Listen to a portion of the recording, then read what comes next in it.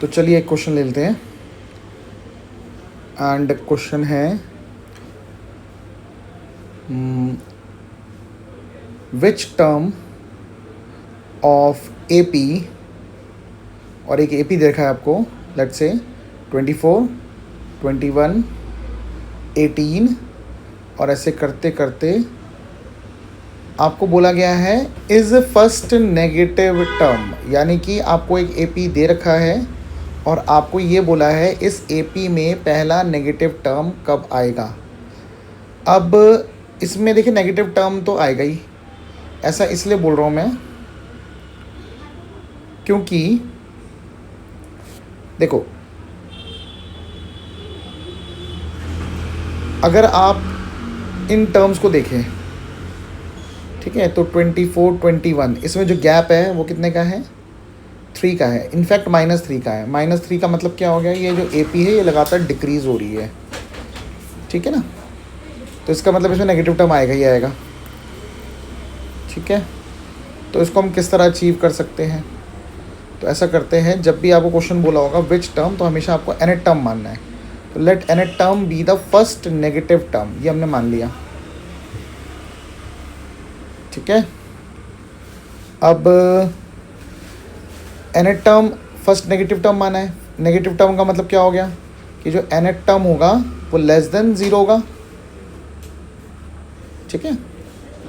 जब भी आपको वैल्यू पता रहती है तो फॉर्मूला कहाँ लगाना होता है, फॉर्मूला लगाना है आपको इसके नीचे, है ना। तो nth टर्म का फॉर्मूला क्या हो जाएगा, a + n-1d, नीचे लगा देना formula, a + n-1d less than 0, ठीक है। अब आपको a की वैल्यू पता ही है, a की वैल्यू कितनी है, फर्स्ट टर्म 24 हो गया, कॉमन डिफरेंस हम निकाल सकते हैं a2 - a1 करके, जो कि हो जाएगा 21 - 24, जो कि हो जाएगा -3। अब ये सारी वैल्यूज़ पता है, a पुट कर देते हैं हम 24 + n-1 और d की वैल्यू -3। अच्छा, ये मल्टीप्लाई आपको लगाना है या ब्रैकेट लगाना है, वरना ऐसा लगेगा कि जो -3 है वो n-1 के साथ माइनस में है, जबकि वो मल्टीप्लाई में पता नहीं चल पा रहा है, इसलिए मल्टीप्लाई का साइन लगाना है, लेस देन 0, ठीक है। ये जाएगा 24 प्लस -3 को अंदर मल्टीप्लाई कर देंगे, -3n + 3 इज़ लेस देन 0, तो -3n + 27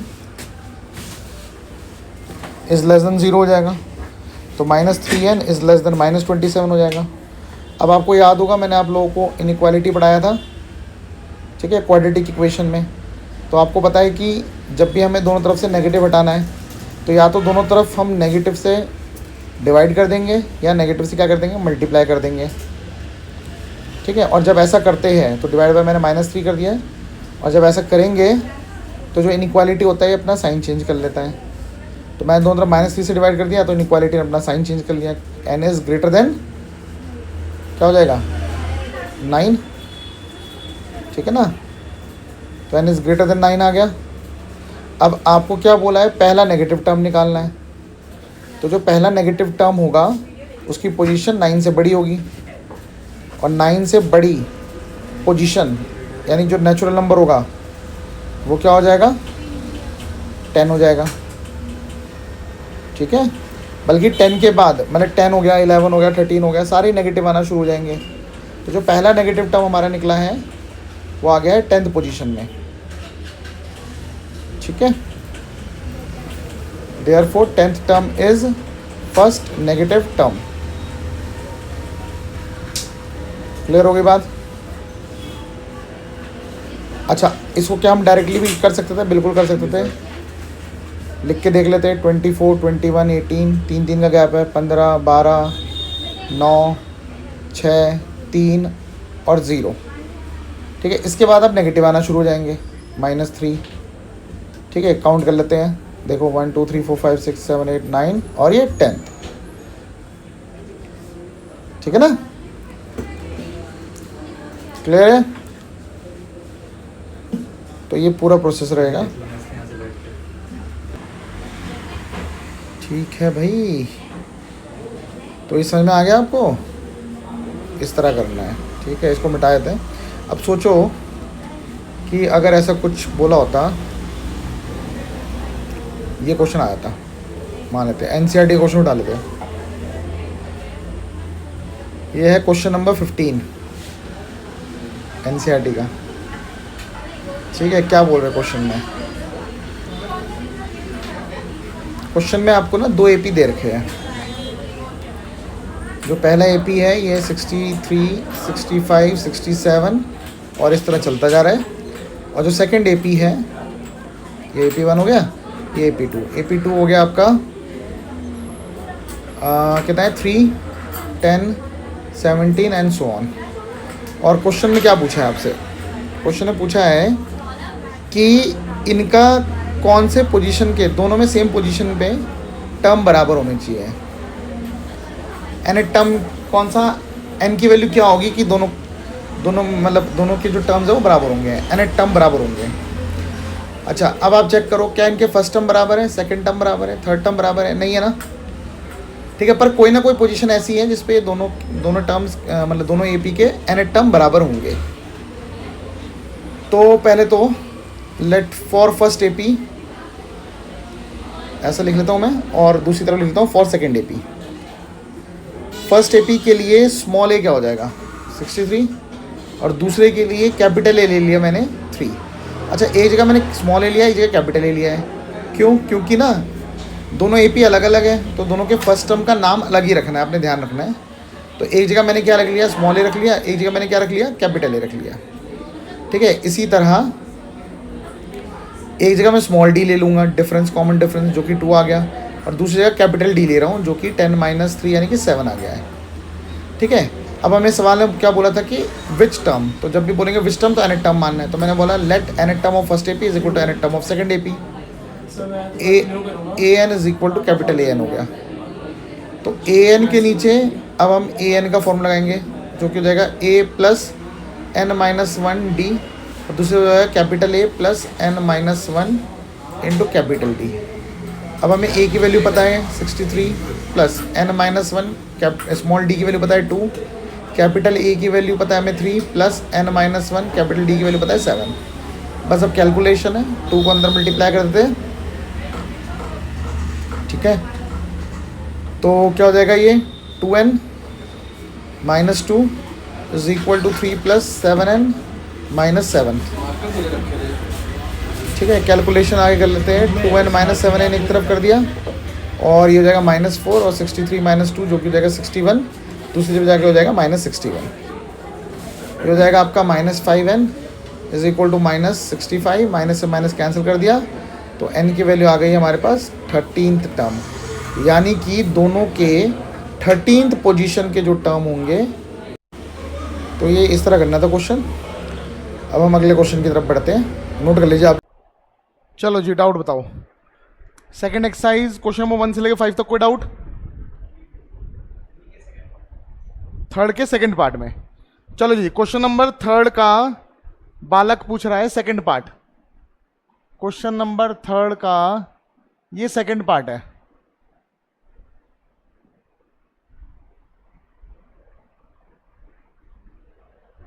क्या मतलब है इसका, समझ में आ रहा है ना? आपको ऑलरेडी बता रखा है ये एपी है। क्वेश्चन में स्टार्टिंग में बोल दिया क्या है, ये एपी है, और आप लोगों को जो मिसिंग टर्म्स है वो निकालने हैं। क्लियर है? अच्छा, अगर ये एपी है तो ऑब्वियसली बात है ये फर्स्ट टर्म हुआ, यानी ए हुआ जो कि मिसिंग है, ये सेकंड टर्म हुआ जो गिवन है, ये थर्ड टर्म हुआ जो मिसिंग है, और ये फोर्थ टर्म गिवन है, ठीक है। तो as second term is equal to 13, जब वैल्यू पता होती है फॉर्मूला कहाँ लगाते हैं, नीचे लगाते हैं। तो a प्लस 2 माइनस 1 यानी d is equal to 13, equation number 1। सबको बात समझ आ गई? अच्छा, एंड एक और जानकारी है हमारे पास, फोर्थ टर्म इज 3। तो जब फॉर्मूला बताता है, जब वैल्यू पता होती है फॉर्मूला नीचे लगाते हैं। तो a plus 4 minus 1 d is equal to 3, तो a plus 3d is equal to 3, equation number 2। हमारे पास एक इक्वेशन ये आ गई, एक इक्वेशन ये आ गई। हमने चैप्टर नंबर 3 में पढ़ा था एलिमिनेशन मेथड से हम ए और डी निकाल पाएंगे यहाँ पे। तो मैं क्या कर रहा हूँ, फर्स्ट और सेकंड से सॉल्व 1 एंड 2, एलिमिनेशन से निकालो चाहे सब्स्टिट्यूशन से निकालो, किसी से भी निकाल लो, एलिमिनेशन सही लगता है।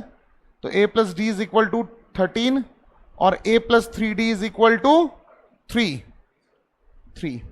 अब हम पहले ना a कैंसिल करा दे रहा हूं, कैंसिल करा सकते हैं, कैंसिल करा दिया। -3d प्लस डी कितना बचेगा, -2d इज इक्वल टू कितना हो जाएगा 10। यहां से d की वैल्यू कितनी जाएगी 10 डिवाइड बाय -2, तो d की वैल्यू कितनी आ गई -5। अच्छा d की वैल्यू आ चुकी है from equation number 1, equation number 1 ये रही। तो a plus d is equal to 13। जो वैल्यू मैंने निकाली है इसको मैं फर्स्ट में भी पुट कर सकता था, सेकंड में भी कर सकता था, पर फर्स्ट आसान है इसलिए फर्स्ट में पुट कर रहा हूं। समझ में आ गई बात। तो a minus 5 is equal to 13। यहां से a की वैल्यू कितनी आ गई 18। a की वैल्यू आ गई यानी फर्स्ट टर्म तो आ ही गया। समझ में आ गई बात। एंड देयरफॉर थर्ड टर्म निकालना है। थर्ड टर्म क्या होता है a प्लस 2d, a पता है 18 प्लस 2 इंटू डी भी पता है, d कितना है -5। तो 18 माइनस 10 कितना हो गया 8। लो जी ये भी आ गया। समझ में आ गई बात। अब बताओ 1 to 5 कोई और doubt. Question number 1 to 5 copy check होगी बेटा। 1 to 5 कोई और डाउट नहीं। 6 to 10 क्वेश्चन नंबर 6 to 10 आपका 9th आपका 7th है। क्वेश्चन नंबर 7 देख लो भाई। Question number 7 find the 31st term. क्या निकालना है 31st टर्म यानी 831 निकालना है। सही बात है। आगे क्या बोलते हैं whose 11th term is 38। 11th term 11th term यानी A11 ये 38 हो गया। एंड क्या कुछ और भी पता है 16th term is 73। 16th term is 73। तो बेटा ऐसे ही तो होगा, दो इक्वेशन बनेगी साइमल्टेनियस सॉल्व करेंगे, ए और डी निकल जाएगा, उसके बाद निकाल दो 31st टर्म। A11 क्या हो जाएगा बताओ a plus 11 minus 1d is equal to 38। सही बात है कि नहीं है। a की वैल्यू नहीं पता तो a plus 10d is equal to 38 equation number 1। इसके नीचे इसका फॉर्मूला लगाओ a plus 15d is equal to 73 equation number 2। Elimination method से दोनों को सॉल्व कर सकता हूं। सॉल्व क्या 1 and 2 a plus 10d is equal to 38, a plus 15d is equal to 73। Sign change minus minus minus ये तो कैंसिल हो जाएगा भाई। एलिमिनेशन मेथड में किसी एक को एलिमिनेट करना पड़ता है। मैं यहां पे पहले किसको एलिमिनेट कर रहा हूं a को। तो -55d इज इक्वल टू ये कितना हो जाएगा 5 और यहां से यहां कैरी जा चुका है तो 6 में से 3 गया 3 -35। हाँ है ना। फिर यहां कर रहा हूं मैं माइनस से माइनस कैंसिल हो जाएगा। डी की वैल्यू कितनी आ जाएगी डी की वैल्यू 7 आ गई। फ्रॉम 1 या 2 कुछ भी ले सकते हो जो आसान लगे। मेरे ख्याल से 1 ही आसान है। फ्रॉम 1 a प्लस 10 और d की वैल्यू 7 है इज इक्वल टू 38। तो a plus 70 is equal to 38। तो a इज इक्वल टू कितना आएगा -32। a की वैल्यू आ गई, a आ गया, d ऑलरेडी पता है। देयरफॉर कौन सा टर्म निकालना था 31st। तो A31 is equal to a plus 30d। a पता है -32 प्लस 30 इंटू डी की वैल्यू पता है 7। -32 प्लस 210 180 178 ये आ गया। बताओ जी बात समझ आ गई। आपका डाउट है 9th क्वेश्चन नंबर 9th।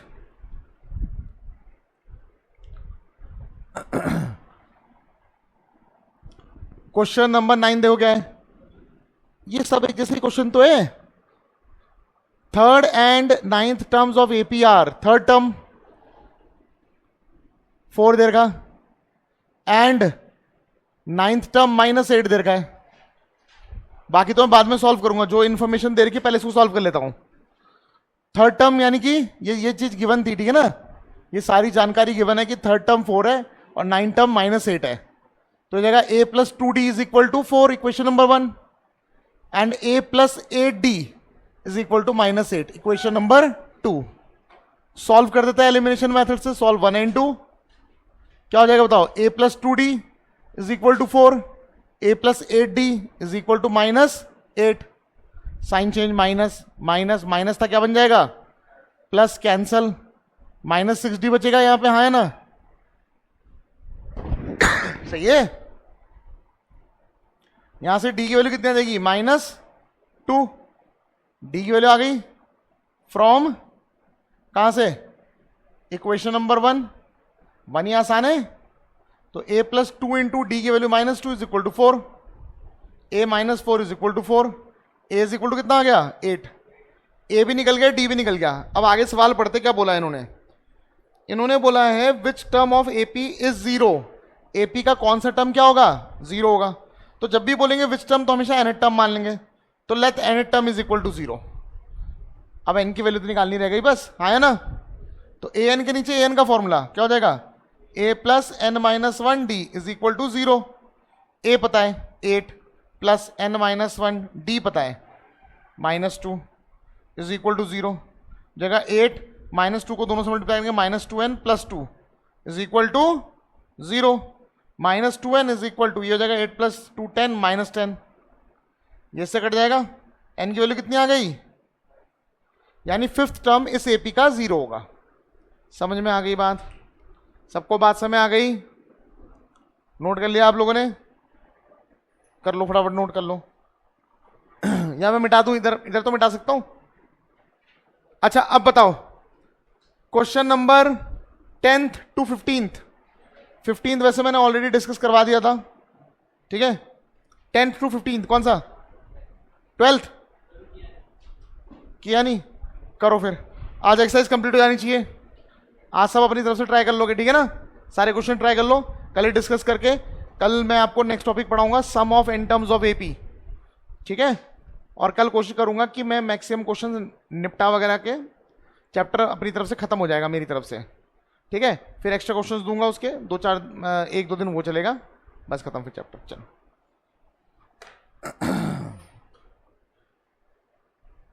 भाई आप लोग ये एक्सरसाइज कंप्लीट करो पहले, ठीक है ना।